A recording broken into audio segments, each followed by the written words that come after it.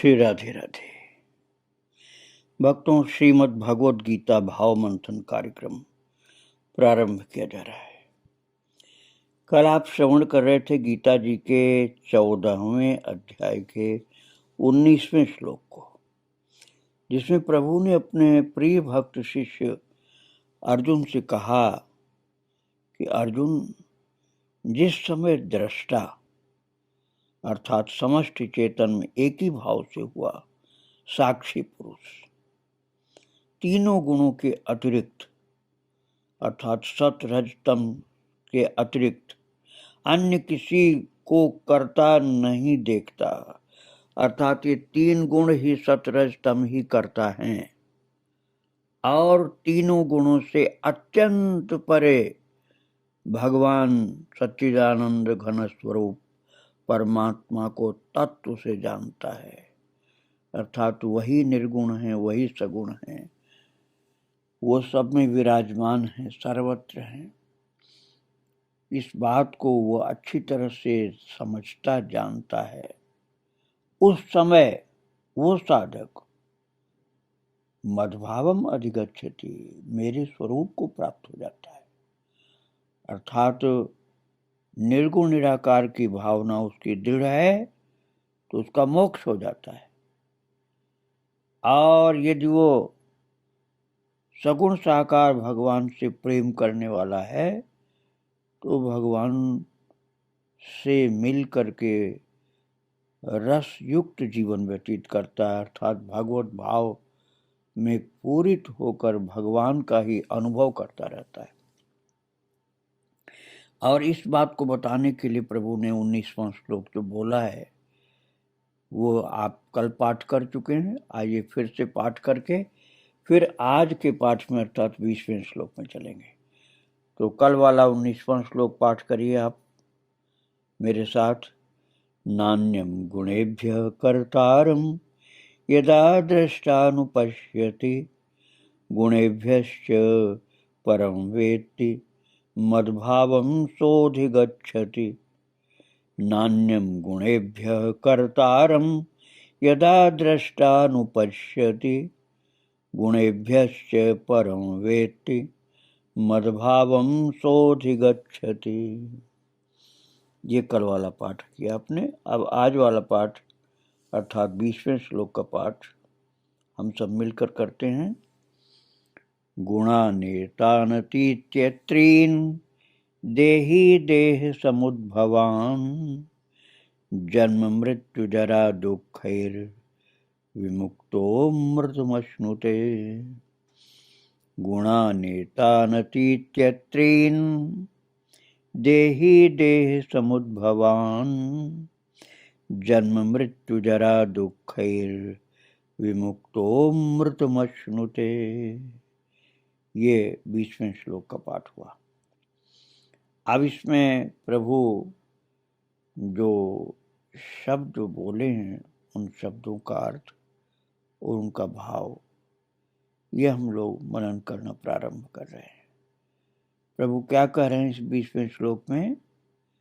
देहि देह समुद्भवान एतान त्रीन गुणान अतीत्य जन्म मृत्यु जरा दुःखैर् विमुक्तः अमृतम अश्नुते। अब देखिए ये ज्ञान की दृष्टि है भक्तों, कैसे हमको प्राप्त करनी है, जिसका फल होगा अमृतम अर्थात परमानंद। तो उस बात को प्रभु बता रहे हैं इस 20वें श्लोक में और कह रहे हैं पुरुष देही अर्थात पुरुष। यहाँ पुरुष का मतलब ये नहीं कि स्त्रियां नहीं कर सकती। देही अर्थात देहधारी मनुष्य। देही शब्द का वास्तविक अर्थ है देहधारी मनुष्य। अब वो मनुष्य स्त्री हो चाहे पुरुष हो, सभी के लिए लागू होता है। और यदि कोई स्त्री और पुरुष के अतिरिक्त हो अर्थात नपुंसक हो, क्लीब हो, तो वो भी इसमें होगा, क्योंकि देही प्रभु ने शब्द जो बोला है देही कहा। देही मतलब देहधारी। अर्थात भगवान की भक्ति, भगवान का ज्ञान प्राप्त करने के लिए किसी जाति की बात नहीं की गई, किसी वर्ण की बात नहीं की गई, किसी मजहब, किसी संप्रदाय की बात नहीं की गई। देही बस बोल दिया। देही का मतलब देहधारी साधक। तो वो जो देही है अर्थात साधक है, देह समुद्भवान अर्थात शरीर की उत्पत्ति के कारण रूप, शरीर की उत्पत्ति के कारण रूप देह समुद्भवान। तात्पर्य यह हुआ कि बुद्धि, अहंकार और मन तथा 5 ज्ञानेंद्रियां, 5 कर्मेंद्रियां, 5 भूत, 5 इंद्रियों के विषय, इस प्रकार इन 23 तत्वों का पिंड रूप यह स्थूल शरीर। फिर से आप समझिए, बुद्धि, अहंकार और मन तथा 5 ज्ञानेंद्रियां, 5 कर्मेंद्रियां, 5 भूत, 5 इंद्रियों के विषय। इस प्रकार ये 23 तत्वों का पिंड रूप ये स्थूल शरीर प्रकृति से उत्पन्न होने वाले गुणों का ही कार्य है। अब केवल आत्मा बचे भक्तों, तो आत्मा तो अजर अमर अविनाशी परमात्मा का अंश है और सब प्रकृति का अंश है। तो ये जो इन 23 तत्वों का पिंड रूप ये स्थूल शरीर है, ये प्रकृति से उत्पन्न होने वाले गुणों का ही कार्य है अर्थात परिणाम है। प्रकृति से उत्पन्न होने वाले गुणों का परिणाम है। इसलिए इन तीनों गुणों को इसकी उत्पत्ति का कारण कहा गया है। तीनों गुण 17 स्तंभ ये प्रकृति के गुण है मूल रूप से, और इन्हीं के द्वारा इसका सृजन हुआ है। इस बात को समझ लेता है जो अच्छी तरह से, एतान त्रीन गुणान अतीत्य, वो साधक जिसकी ऐसी समझ हो जाती है, वो साधक एतान अर्थात इन तीनों गुणों को, एतान त्रीन गुणान, एतान त्रीन गुणा अर्थात इन तीनों गुणों को उल्लंघन करके अर्थात अतीत्य अर्थात इनको पार करके, इनके बंधन से निकल करके, जन्म मृत्यु जरा दुखैर, जन्म लेने का जो कष्ट होता है, माँ के पेट से आने का जीव को जो कष्ट झेलना पड़ता है, और बड़ा होते होते होते आखिर में वृद्धावस्था का कष्ट जो होता है, किसी बहुत ज्यादा बुजुर्ग बूढ़े को आप देखो तब वो समझ में आएगा। यह बच्चा पैदा हो रहा हो माँ के पेट से, किस प्रकार से दब करके कष्ट पाता हुआ बाहर निकलता है वो, तो जन्म के समय जो उस बच्चे को कष्ट होता है, और बुढ़ापे में लड़खड़ाता गिरता बीमार असमर्थ जो बुढ़ा अर्थात वृद्धा अवस्था का जो शरीर होता है, उसको जो कष्ट होता है, और उसके बाद फिर मृत्यु का कष्ट अर्थात शरीर से जीवात्मा का निकल करके जाना कितना भयंकर दुखदायक होता है। और भी अलग अलग प्रकार के जीवन के जो कष्ट होते हैं, उन सब दुखों से जन्म मृत्यु जरा दुखैर मुक्त हुआ, उन सब से मुक्त हुआ वो साधक अमृतम अश्नुते परमानंद को प्राप्त हो जाता है। अब इस बात को समझिए आप कि एक दृष्टि, एक समझ केवल अपनी बनानी है कि ये साधक जो है ये समझ अपनी बना ले कि शरीर की उत्पत्ति के कारण रूप जो हमने अभी बताया आपको, बुद्धि, अहंकार, मन, 5 ज्ञानेंद्रियां, 5 कर्मेंद्रियां, 5 भूत, पंचभूत, 5 इंद्रियों के विषय, शब्द, स्पर्श, रूप, रस, गंध, इस प्रकार 23 तत्वों का पिंड रूप स्थूल शरीर प्रकृति से उत्पन्न होने वाले गुणों का ही कार्य अर्थात रिजल्ट है। इसलिए इन तीनों गुणों को, इसकी उत्पत्ति का कारण जब समझ में आ जाए तो फिर इन तीनों गुणों को पार करके अर्थात उनकी सीमा से बाहर होकर के फिर जन्म का कष्ट, मृत्यु का कष्ट, वृद्धावस्था का कष्ट और तमाम सब दुखों से मन से वो मुक्त हो जाता है, अर्थात उनको तटस्थ होकर देखता है। फिर वो परमानंद को प्राप्त हो जाता है, अर्थात उनकी सीमा से बाहर होकर अपने को समझ करके परमानंद को प्राप्त हो जाता है। गुणातीत अवस्था हो जाती है जब उसकी। तो क्योंकि ये जो 3 गुण है ना, प्रकृति के 17 स्तंभ, इन गुणों से अतीत हो गया, इन गुणों के बंधन से मुक्त हो गया, तो परमानंद को प्राप्त हो जाता है, ऐसा भगवान ने कहा 20वें श्लोक में। तो अब 21वें श्लोक में अर्जुन प्रश्न करते हैं। आइए अर्जुन का प्रश्न जो है उसका पाठ करें। अर्जुन उवाच कैर्लिङ्गैः स्त्रीन् गुणानेतानतीतो भवति प्रभो किमाचार कथं चैतां स्त्रीन् गुणानतिवर्तते। कैर्लिङ्गैः स्त्रीन् गुणानेतानतीतो भवति प्रभो किमाचार कथं चैतां स्त्रीन् गुणानतिवर्तते। अब अर्जुन प्रश्न कर रहे हैं। क्या प्रश्न कर रहे हैं? भगवान का जो रहस्य युक्त वचन है, जो अभी आप 20वें श्लोक में सुन रहे थे, इस गुणों से मुक्त होकर के, वो गुणातीत होकर के परमानंद को प्राप्त हो जाता है। इस विषय में अर्जुन का प्रश्न है कि एतान त्रीन गुणान अतीतः कैः लिंगैः भवति च किमाचारः भवति प्रभो कथम एतान त्रीन गुणान अतिवर्तते। ये अर्जुन का प्रश्न है भक्तों। तो महान अर्जुन क्या पूछ रहे हैं?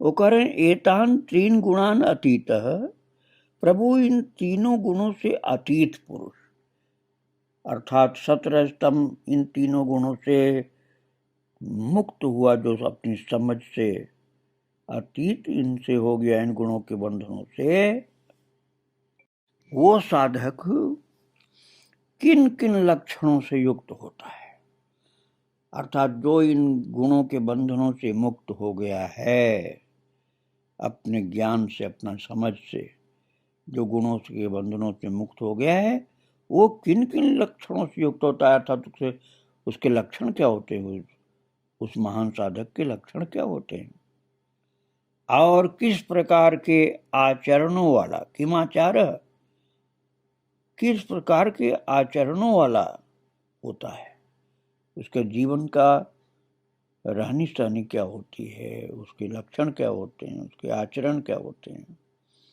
तथा हे प्रभु किस उपाय से इन तीनों गुणों से कोई अतीत हो सकता है।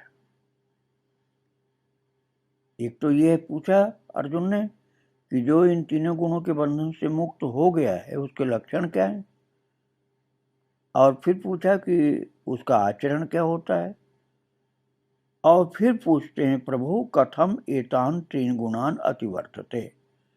हे करुणा सिंधु, कृपा करके भी बताइए कि कथम एतान त्रीन गुणान अतिवर्तते, किस प्रकार से इन तीनों गुणों से कोई अतीत हो सकता है। क्योंकि भगवान ने कहा इन तीनों गुणों से अतीत जो हो गया है वो परमानंद को प्राप्त हो जाता है, संसार बंधन से मुक्त हो जाता है और ईश्वरीय आनंद को प्राप्त कर लेता है। इसलिए अर्जुन जानना चाहते हैं कि ऐसा जो हो गया उसके लक्षण क्या है, उसका आचरण क्या है, और ऐसी अवस्था को प्राप्त कोई कैसे कर सकता है, कृपा करके बता दीजिए। यह अर्जुन का प्रश्न है और उसका उत्तर प्रभु देते हैं 22वें श्लोक से। इसकी चर्चा हम कल करेंगे। आज प्रभु को और उनके भक्तों को प्रणाम करके ही विराम दे रहा हूँ। श्री राधे राधे, जय श्री राधे राधे। वृंदावन बिहारी लाल की जय, राधा रानी की जय। श्री राधे राधे, जय जय श्री राधे श्याम, जय जय श्री सीताराम। श्री राधे राधे। भक्तों, श्रीमद् भगवद गीता भाव मंथन कार्यक्रम प्रारंभ किया जा रहा है। कल आप श्रवण कर रहे थे गीता जी के 14वें अध्याय का 21वां श्लोक, जिसमें अर्जुन का प्रश्न है। किंतु प्रश्न पूछने के पहले उन्होंने श्रवण किया था अपने प्रभु से, भगवान श्याम सुंदर से, कि जिस समय दृष्टा तीनों गुणों के अतिरिक्त अन्य किसी को करता नहीं देखता और तीनों गुणों से अत्यंत परे सच्चिदानंद घन स्वरूप मुझ परमात्मा को तत्व से जानता है, उस समय वो मेरे स्वरूप को प्राप्त होता है। और प्रभु ने कहा था, पुरुष शरीर की उत्पत्ति की कारण रूप इन तीनों गुणों को उल्लंघन करके जन्म, मृत्यु, वृद्धावस्था और सब प्रकार के दुखों से मुक्त हुआ परमानंद को प्राप्त होता है। तो गुणातीत की चर्चा प्रभु ने की है कि जो गुणातीत हो जाता है वो मुझको तत्व से जान लेता है और मुझको प्राप्त हो जाता है। ये बात प्रभु ने बताई थी अपने प्रिय भक्त शिष्य अर्जुन को। तब अर्जुन ने प्रश्न किया था कि प्रभु, इन तीनों गुणों अर्थात सत रज तम, इन तीनों गुणों से अतीत पुरुष किन किन लक्षणों से युक्त होता है और किस प्रकार के आचरणों वाला होता है, तथा हे प्रभु, मनुष्य किस उपाय से इन तीनों गुणों से अतीत होता है, अर्थात किस उपाय से वह गुणातीत होता है। अर्जुन का प्रश्न है कि प्रभु, जो गुणातीत होते हैं उनके लक्षण क्या हैं और किस प्रकार के आचरणों के द्वारा ये स्थिति प्राप्त होती है और उसके लिए क्या उपाय होता है। ये अर्जुन का प्रश्न है जो आप कल श्रवण कर रहे थे। और अर्जुन ने इस प्रश्न को करने में जो उनके मुख से श्लोक स्वतः ही प्रभु की इच्छा से प्रकट हुआ था प्रश्न के रूप में, वह श्लोक हम लोग अर्थात 21वें श्लोक का पाठ कर लें, फिर आज वाला श्लोक अर्थात 22वां श्लोक हम लोग पाठ करेंगे। तो ये कल वाला पाठ है 21वां श्लोक। अर्जुन उवाच कैर्लिंगै स्त्रीन् गुणानेता नतीतो भवति प्रभो, किमाचार कथं चैतांस् स्त्रीन् गुणा नतिवर्तते।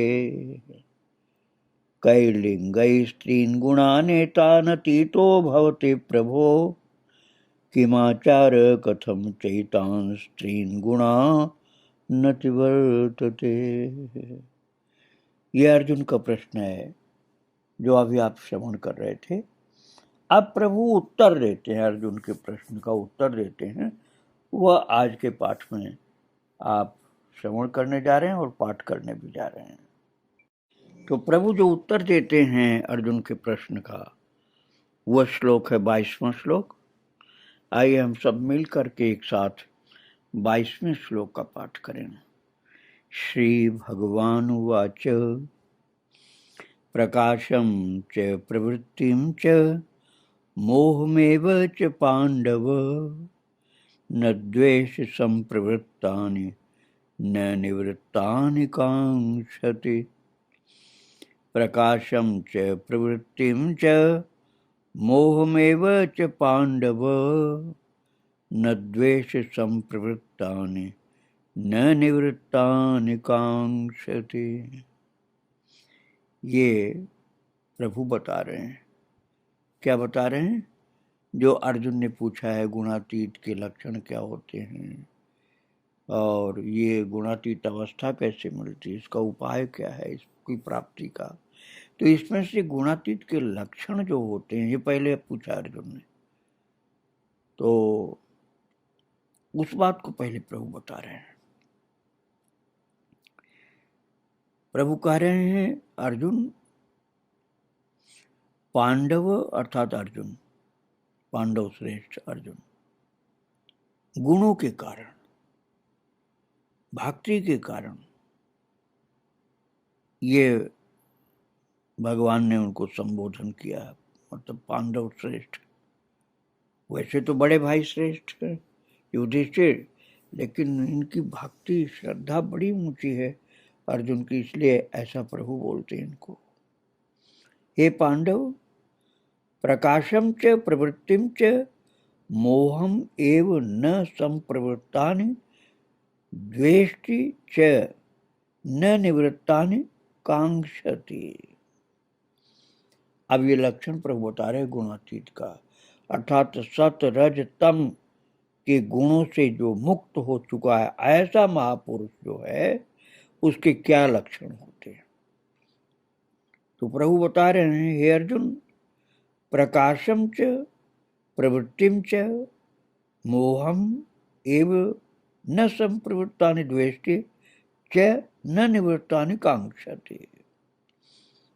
गूढ़ शब्द है भक्तों, सावधानी से आप समझोगे तब समझ में आएगी बात। प्रकाशम अर्थात सत्व गुण के कार्य रूप प्रकाश को। बात यह है कि सत्व गुण का लक्षण आपको पहले बताया जा चुका है। सत्व गुण होता है तो उसके जीवन में प्रकाश होता है, और प्रकाश का मतलब समझदारी, प्रकाश का मतलब रोशनी मत समझ लेना आप, और अंधकार का मतलब होता है नासमझी की हद, और प्रकाश का मतलब समझदार व्यक्ति। यह सात्विक का अंदर लक्षण होता है।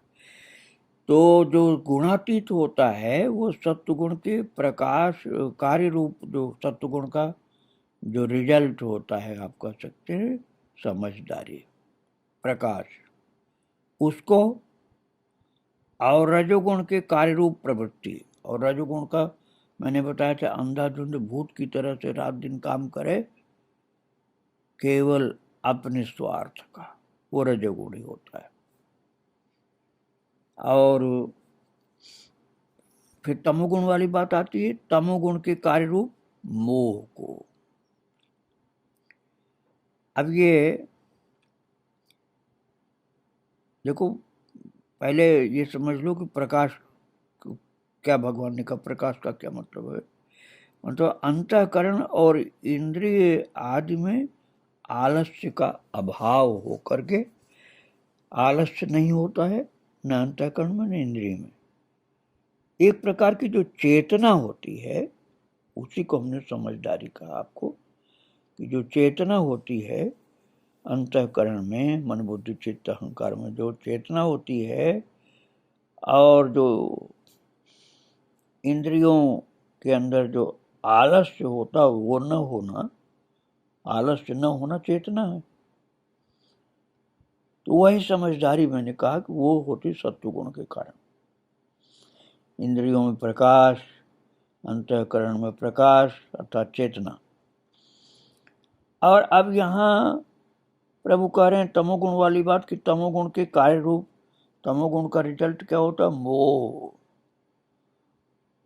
अब ये मोह क्या होता है? मोह का मतलब क्या हुआ?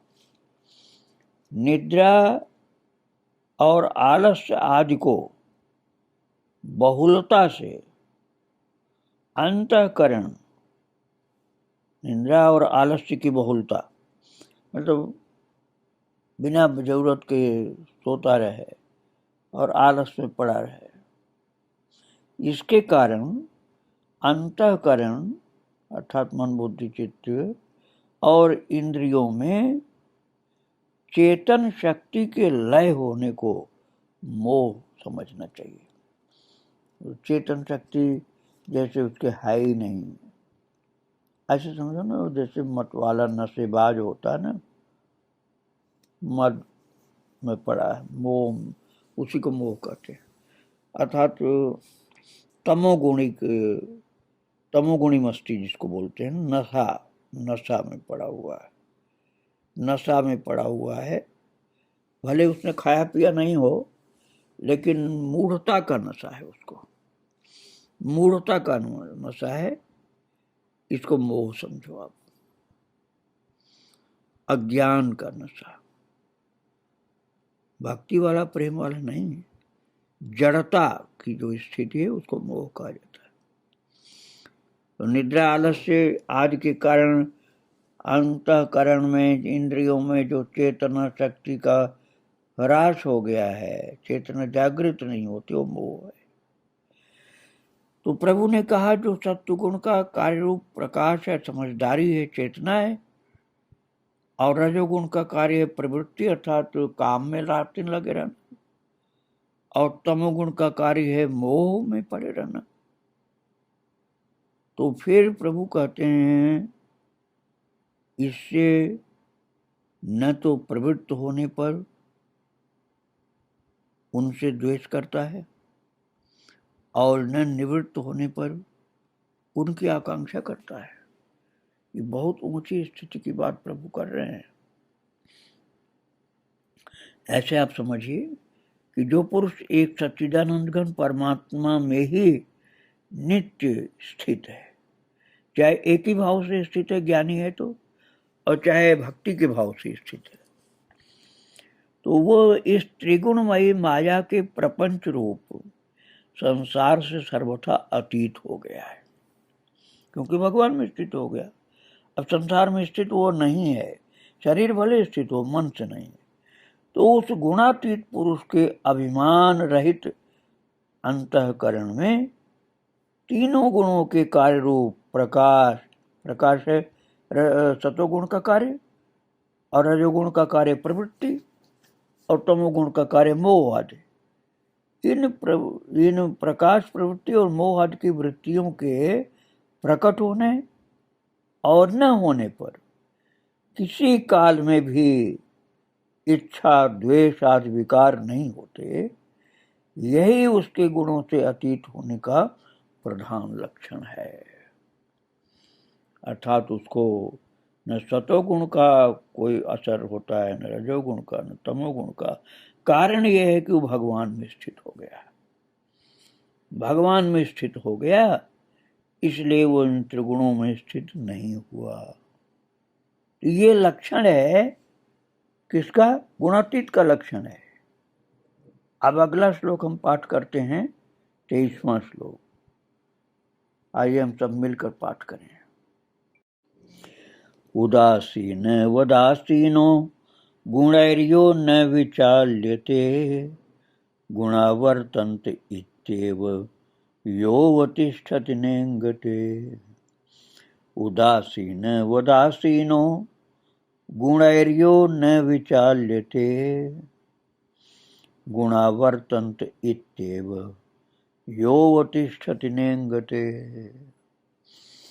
अब प्रभु आगे फिर बता रहे हैं, यह उदासीनवत आसीनः गुणैः न विचाल्यते, गुणा एव वर्तन्ते इति यह अवतिष्ठति न इंगते। प्रभु कह रहे हैं जो उदासीनवत अर्थात साक्षी के सदृश आसीनः स्थित हुआ, गुणैः न विचाल्यते, गुणों के द्वारा विचलित नहीं किया जा सकता, क्योंकि वो उसमें अपने को स्थित नहीं मानता।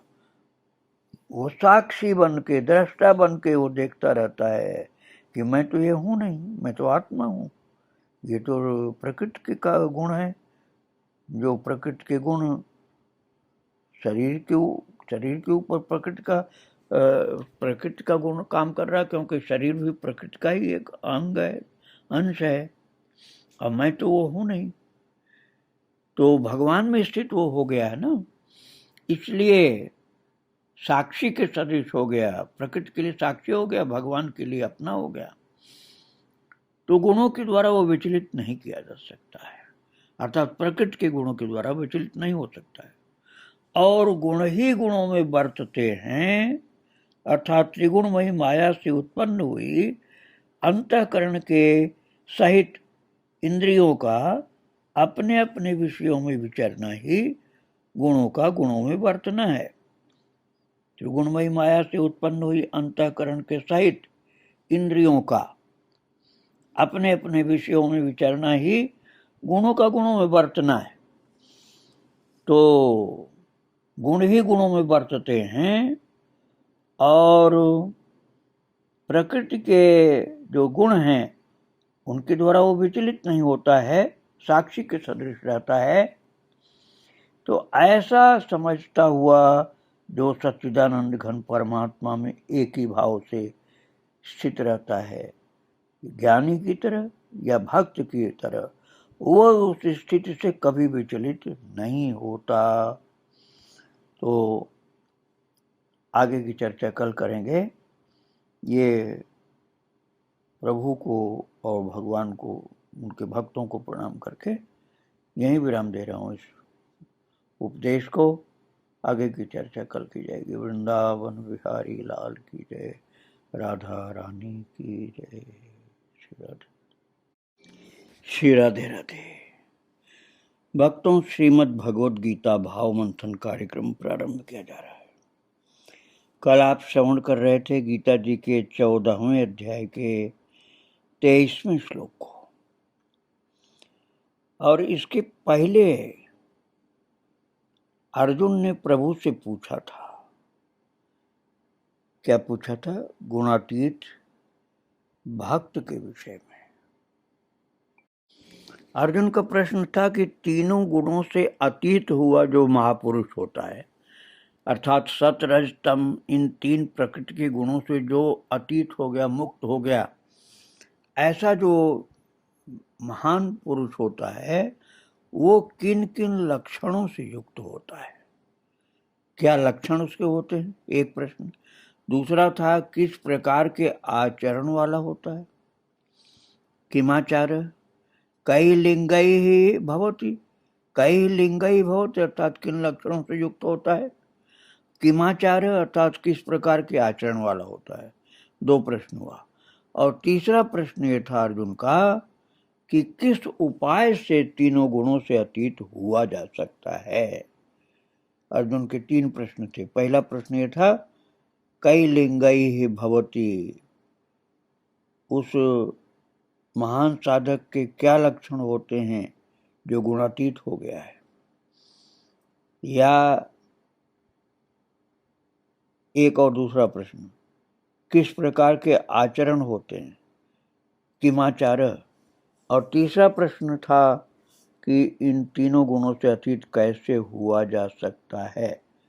तो प्रभु बता रहे थे अर्जुन के प्रश्न के उत्तर के रूप में कि हे अर्जुन, जो पुरुष सत्व गुण के कार्य रूप प्रकाश को और रजोगुण के कार्य रूप प्रवृत्ति को तथा तमोगुण के कार्य रूप मोह को भी न तो प्रवृत्त होने पर उनसे द्वेष करता है और न निवृत्त होने पर उनकी आकांक्षा करता है, ये लक्षण होता है।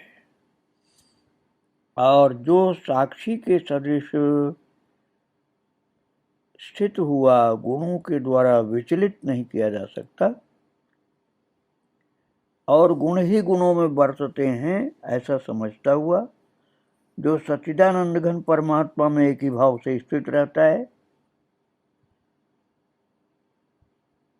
और उस स्थिति से कभी विचलित नहीं होता। तो प्रभु ने पहले लक्षण बता दिया, फिर इसके बाद आचरण बता दिया। और यही 23वें श्लोक में प्रभु बता रहे थे,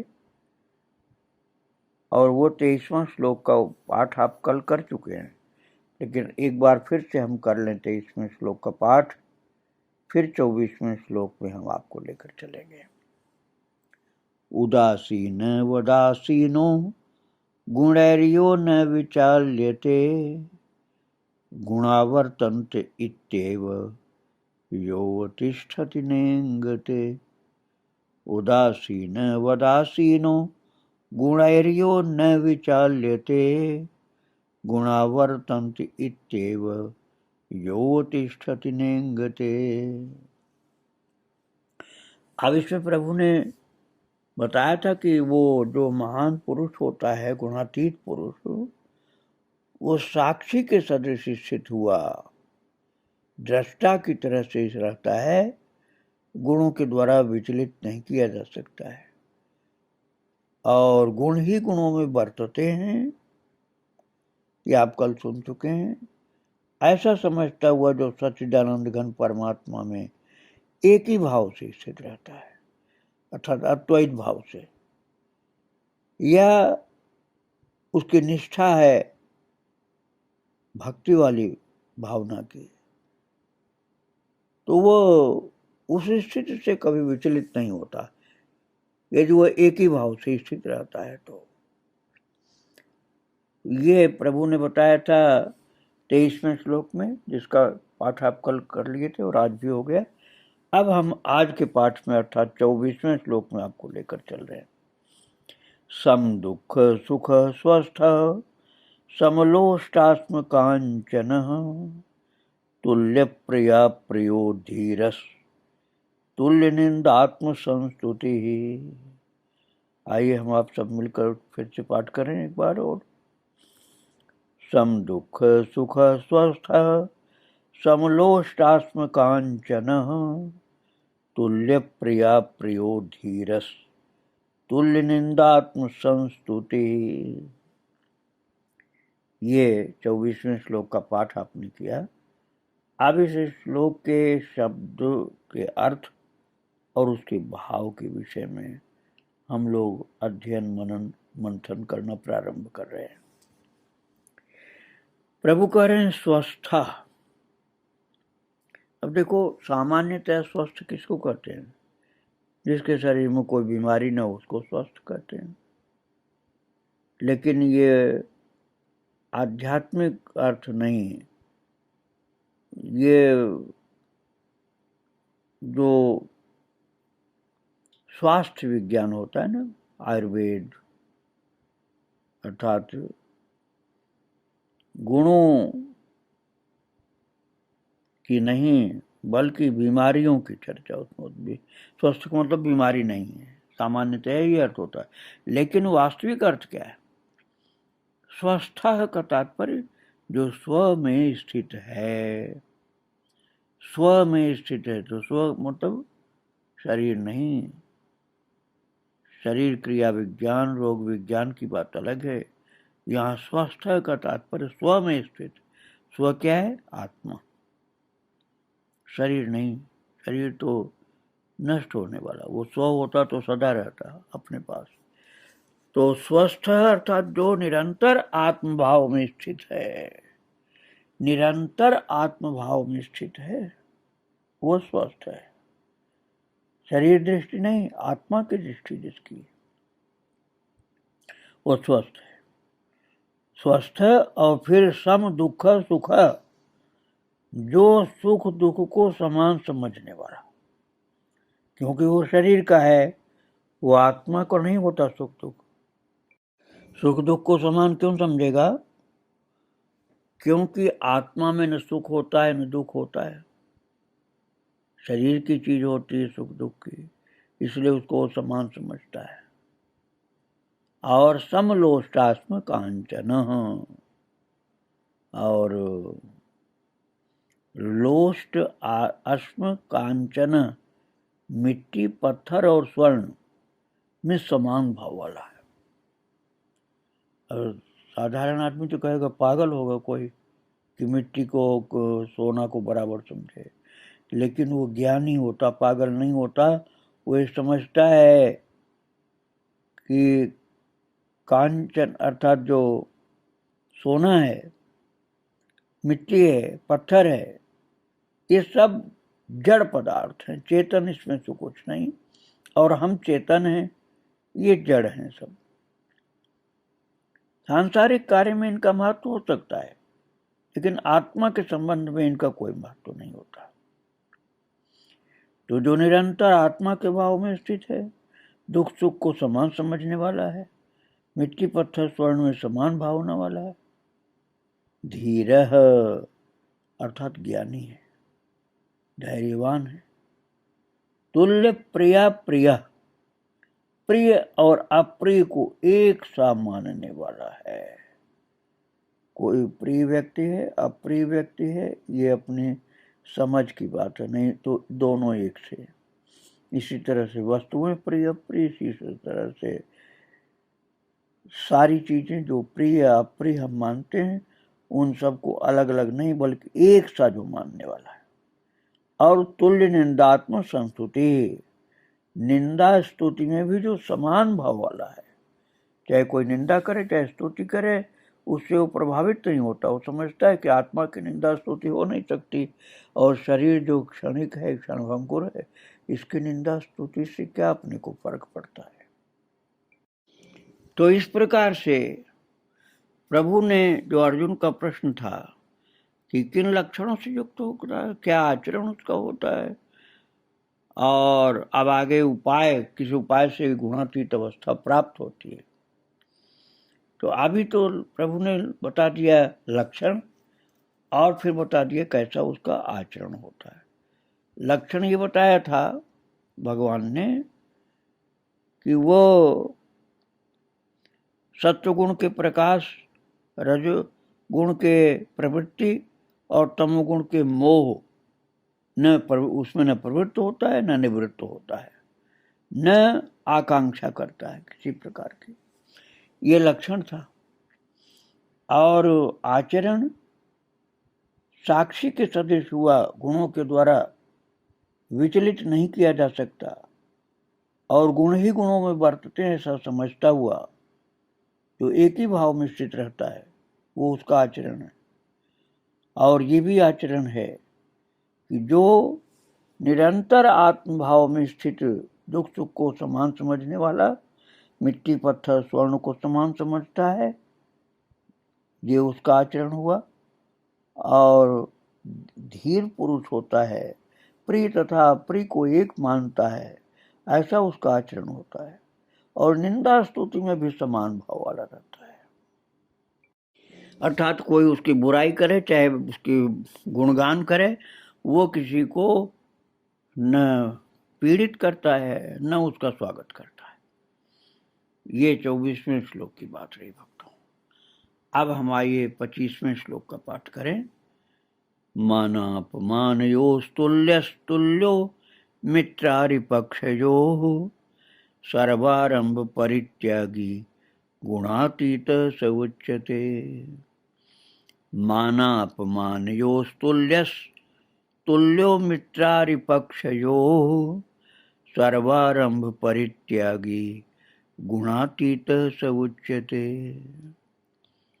प्रभु कह रहे हैं मानापमान योग तुल्य, जो मान और अपमान में सम है, चाहे उसका सम्मान करो चाहे अपमान करो, उसको कोई अंतर नहीं पड़ता, बराबर है उसमें। और मित्रादि पक्ष योग, मित्र और वैरी के पक्ष में भी तुल्य सम है। मित्रादि पक्ष योग शत्रु मित्र के बराबर, शत्रु मित्र के लिए बराबर है वो, अर्थात उसके ऊपर असर नहीं पड़ता, वैर कोई करता रहे चाहे उससे मित्रता करता रहे। फिर सर्वारंभ परित्यागी, अर्थात संपूर्ण आरंभों में कर्तापन के अभिमान से रहित है।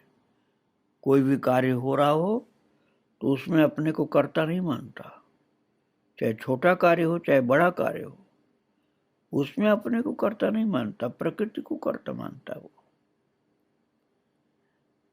तो ये उसका आचरण होता है।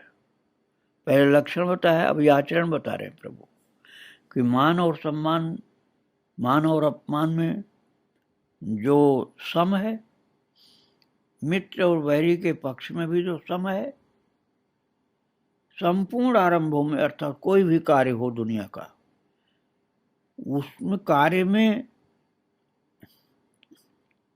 प्रभु की आज्ञा से कर्तव्य के पालन के लिए वो शरीर से लगता है, लेकिन वो समझता है कि ये मेरा आत्मस्वरूप नहीं है, इसलिए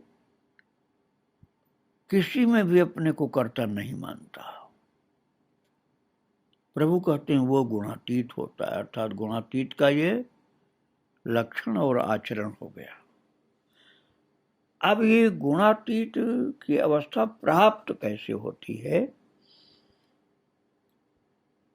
गुणातीत की अवस्था एक तो ये हो गया कि जो इस प्रकार से रहे, अर्थात मान अपमान में वो बुरा न माने, बहुत सम्मान में बहुत खुश न हो जाए, अपमान में बुरा न माने, मित्रता शत्रुता में बराबर रहे और किसी प्रकार के कर्ता पने में अपने को न डाल दे। तो एक तो ये साधन हो गया गुणातीत होने का साधन। और प्रभु ने जो पहले बताया कि सुख दुख में अपने को समान बना के रखे, उससे विचलित न हो, संसार के प्रिय अप्रिय पदार्थों के प्रति उसकी निष्ठा उसके आकर्षण से युक्त न हो जाए, निंदा स्तुति में बराबर बना रहे, ये साधन है गुणातीत बनने का। लेकिन आगे प्रभु जो साधन बताते हैं वो अति विलक्षण है। वो चर्चा प्रभु ने की है 26वें श्लोक में, जिसका अध्ययन हम कल करेंगे। आज प्रभु को और उनके भक्तों को प्रणाम करके यहीं विराम दे रहा हूं और बारंबार प्रभु को नमन कर रहा हूं। वृंदावन बिहारी लाल की जय, राधा रानी की जय। जय जय श्री राधे श्याम, जय जय श्री सीताराम। श्री राधे, श्री राधे राधे। भक्तों, श्रीमद् भगवद गीता भाव मंथन कार्यक्रम प्रारंभ किया जा रहा है। कल आप श्रवण कर रहे थे गीता जी के 14वें अध्याय का 25वां श्लोक, जिसमें प्रभु ने बताया था कि जो मान और अपमान में सम है, मित्र और वैरी के पक्ष में भी सम है, एवं संपूर्ण कार्यों के आरंभ में कर्तापन के अभिमान से मुक्त है, वो पुरुष गुणातीत कहा जाता है। तो इस प्रकार से प्रभु ने 22 से 25 श्लोक तक, 22वें से 25वें तक, अर्थात 22, 23, 24 और 25, 22, 23, 24 और 25, तो ये 4 श्लोकों में प्रभु ने मुख्य रूप से गुणातीत पुरुष के लक्षण और गुणातीत पुरुष के आचरण, ये 2 बातें मुख्य रूप से बताई हैं। लक्षण और आचरण, कैसा वो होता है और क्या करता है, इसी पर प्रकाश डाला है 22, 23, 24, 25 में। अब इस अगले श्लोक में, अर्थात 26वें श्लोक में और आगे के 27वें श्लोक में प्रभु बताते हैं कि गुणातीत आप कैसे बन सकते हो, अर्थात गुणातीत होने का उपाय क्या है।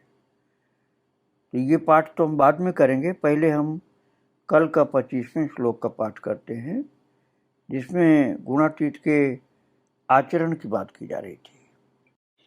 और आचरण में प्रभु बता रहे थे कि वो मान अपमान में सम होता है, मित्र और वैरी के पक्ष में भी सम होता है,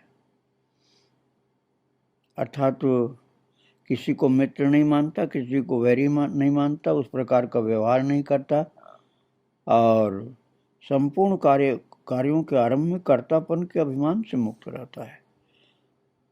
तो ये आचरण की बात, लक्षण की बात भी बताई गई, आचरण की बात बताई गई। और इसके लिए प्रभु ने श्लोक जो बोला वो है 25वां श्लोक, जो कल आप पाठ कर चुके हैं। एक बार आइए फिर से पाठ करते हैं। मानापमान योस्तुल्यस्तुल्यो मित्रारिपक्षयोः सर्वारंभ परित्यागी गुणातीतः स उच्यते। मानापमानयोस्तुल्यस्तुल्यो मित्रारिपक्षयोः सर्वारंभ परित्यागी गुणातीतः स उच्यते। ये कल का पाठ हुआ भक्तों। आज का पाठ अर्थात 26वें श्लोक का पाठ हम सब मिल करके एक साथ करेंगे।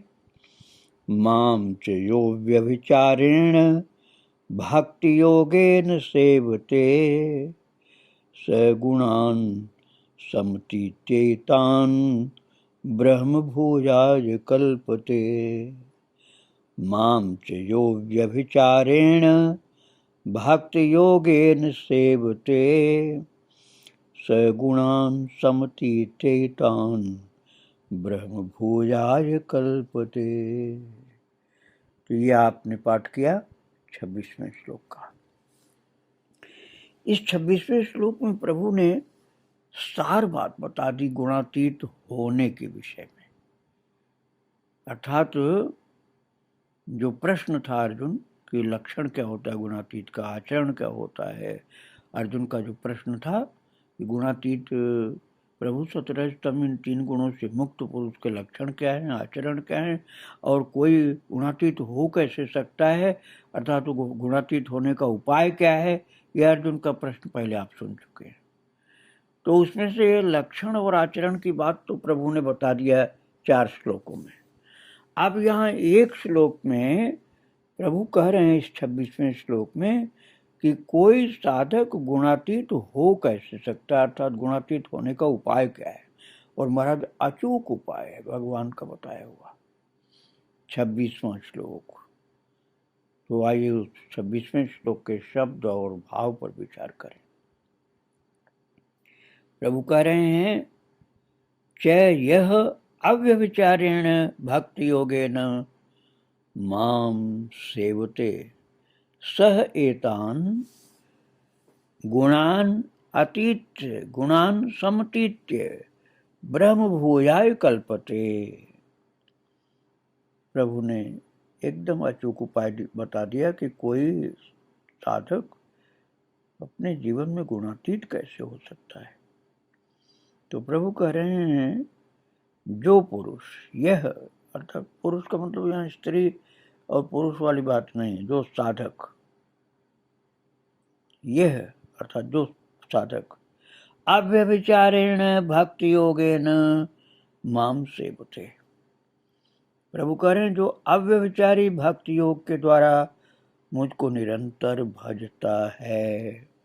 अब अव्यभिचारी भक्ति योग वाली बात समझ लीजिए आप कि केवल एक सर्वशक्तिमान परमेश्वर भगवान को ही अपना स्वामी मानना, केवल भगवान को, और तमाम जगह भटकना नहीं, केवल भगवान को ही, और भगवान से जोड़ने वाले गुरु को, भगवान से जोड़ने वाले गुरु को, और लक्ष्य भगवान है। तो सर्वशक्तिमान परमेश्वर भगवान को ही अपना स्वामी मानना, और स्वामी मानता हुआ स्वार्थ और अभिमान को त्याग कर भगवान के प्रति सांसारिक स्वार्थ लेकर के नहीं जुड़ना चाहिए, और न अहंकार अपने गुणों का होना चाहिए। तो जो भगवान को ही अपना स्वामी मानता हुआ स्वार्थ और अभिमान को त्याग कर श्रद्धा और भाव के सहित परम प्रेम से निरंतर चिंतन करता है, याद करता है, निरंतर चिंतन उनका करता रहता है, उसी की उस पवित्र रहनी सहनी को, साधना को अव्यभिचारी भक्ति योग कहा जाता है। तो भगवान ने क्या कहा कि जो साधक अव्यभिचारी भक्ति योग के द्वारा मुझको निरंतर भजता है वह सह एतान गुणान समतीत्य ब्रह्म भूयाय कल्पते। अब इसमें आप वो भी कह सकते हैं। देखिए पहले जो प्रभु ने लक्षण बताए और आचरण बताए, तो उन लक्षणों के अनुसार जो जिए रहे, चले और उन आचरणों के अनुसार अपने जीवन का सब पुरुषार्थ करे, साधना करे। एक उपाय तो वो जो पहले बताया जा चुका। अब समापन में भगवान ने जैसे उपसंहार करते हुए, इस विषय का उपसंहार करते हुए कि गुणातीत बनने का उपाय क्या है, तो अचूक उपाय प्रभु ने ये बता दिया कि जो पुरुष अव्यभिचारी भक्ति योग के द्वारा, प्रभु कहते हैं, मुझको निरंतर भजता है, माम सेवते, सेवते शब्द लगा दिया प्रभु ने, सेवा करता है, भजन करता है अर्थात सेवा करता है। जो अव्यभिचारी भक्ति योग के द्वारा भगवान की सेवा करता रहता है, उनको चिंतन करता है, उनमें मन से तन से जो कुछ हमको दिया भगवान ने उन सब से जुड़ा रहता है, तो प्रभु कहते हैं वो साधक, वो भी आप कह सकते हैं, अर्थात जो पहले प्रभु के बताए हुए लक्षण, आचरण गुणातीत के बताए गए, उन सब लक्षणों को धारण करता है, उन आचरणों को धारण करता है, वो गुणातीत होता है। पहले ही बात कही गई। अब भगवान ने ये कह दिया कि जो अव्यभिचारी भक्ति योग के द्वारा मुझको निरंतर भजता, वो भी, अर्थात उसको और कुछ नहीं करना पड़ेगा, वो बस प्रेम से भगवान की भक्ति में लग गया, तो वो भी इन तीनों गुणों को, अर्थात सतरजतम, इन तीनों गुणों को भली भांति लांघ कर समतीत्य, अतीत्य नहीं कहा, अतीत्य का मतलब होता लांघ कर, लेकिन समतीत्य का अर्थ भली भांति लांघ कर, अर्थात उसमें कोई संदेह नहीं, कुछ बचा नहीं खुचा नहीं रहेगा।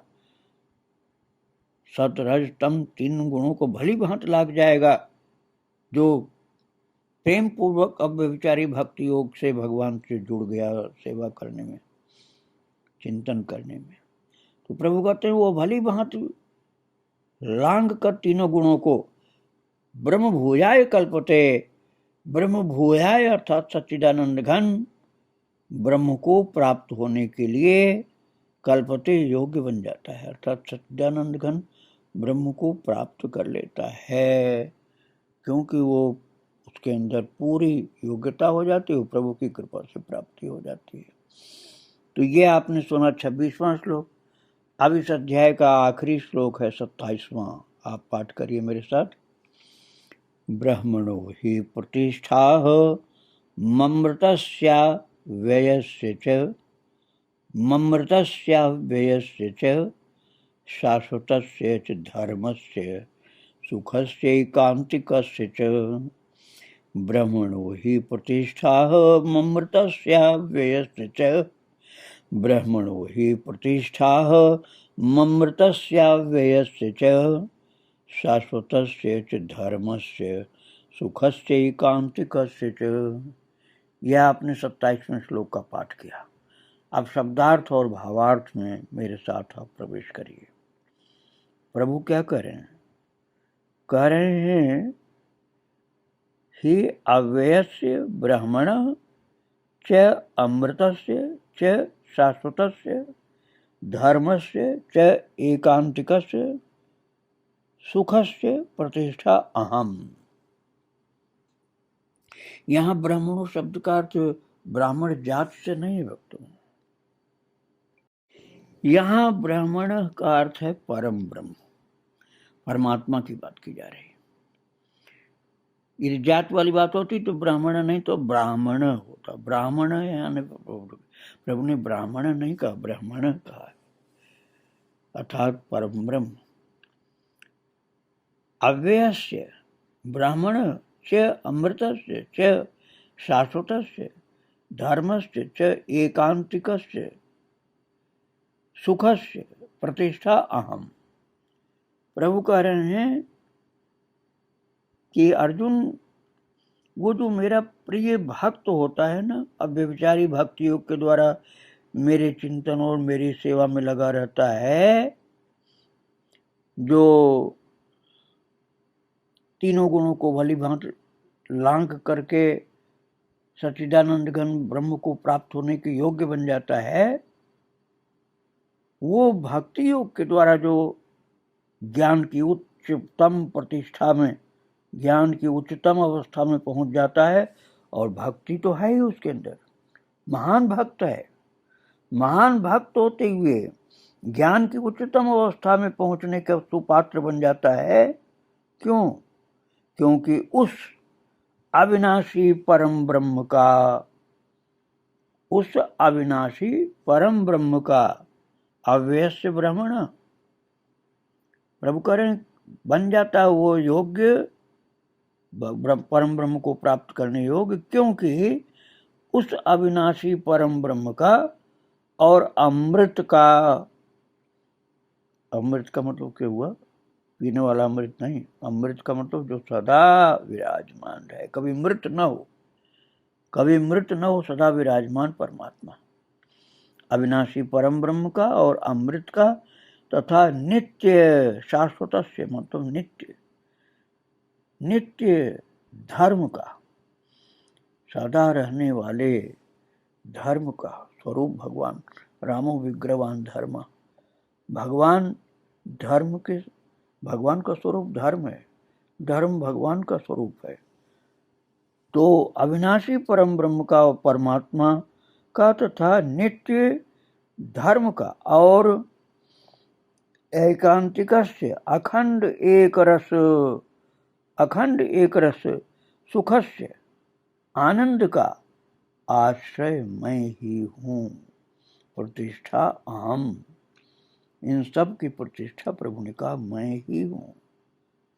अविनाशी परम ब्रह्म की प्रतिष्ठा, अमृतत्व की प्रतिष्ठा, नित्यत्व की प्रतिष्ठा, धर्म की प्रतिष्ठा, अखंड एक रस की प्रतिष्ठा, आनंद की प्रतिष्ठा और आश्रय की प्रतिष्ठा भी मैं, उन सब का आश्रय अर्थात प्रतिष्ठा मैं ही हूँ। इन सब का आश्रय, आश्रय को तो जिसके आधार पर सब कुछ है, जो बेस है, जो तत्व है, जो सत्व है, वो प्रभु करें वो मैं ही हूँ। और मुझसे उसने प्रेम कर लिया, भक्ति कर लिया, इसलिए वो सब कुछ प्राप्त कर लिया, मुझे प्राप्त कर लिया और मेरा प्रेम भी प्राप्त कर लिया। भक्तों, इस प्रकार से ये 14वां गुणत्रय विभाग योग का अध्याय पूर्ण हुआ। श्री राधे राधे। प्रभु को और उनके भक्तों को प्रणाम करके यहीं विराम दे रहा हूँ। वृंदावन बिहारी लाल की जय, राधा रानी की जय। जय जय श्री राधे श्याम, जय जय श्री सीताराम।